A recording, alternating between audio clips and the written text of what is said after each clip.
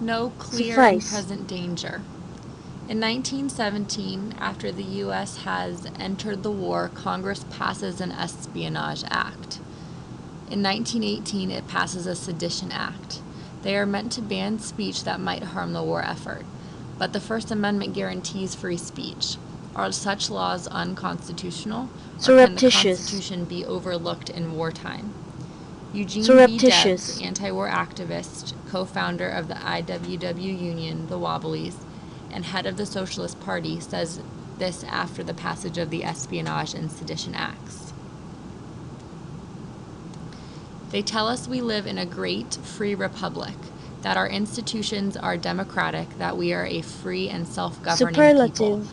This was too much, even for a joke.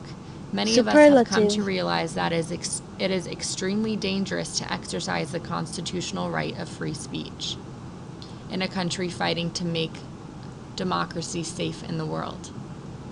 The line between hard criticism of a war and espionage can be wavy.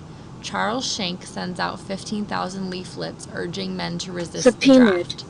He is convicted under the Espionage Act, but Subpoenaed. appeals the case as a violation of his First Amendment rights. In Schenck v.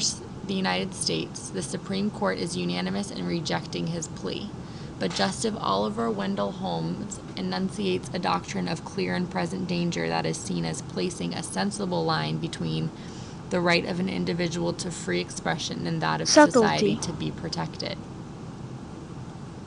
Subtlety. The character of every act depends upon the circumstance in which it is done.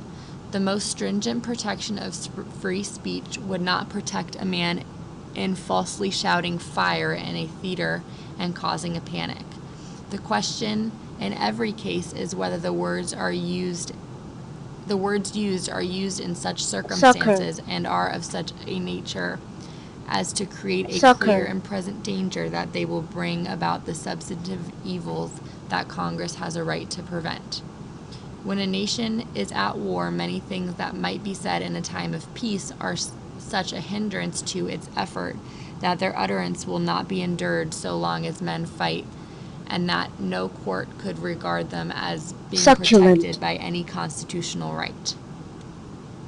Holmes will refine that doctrine in a series of decisions that will become a standard of jurisprudence.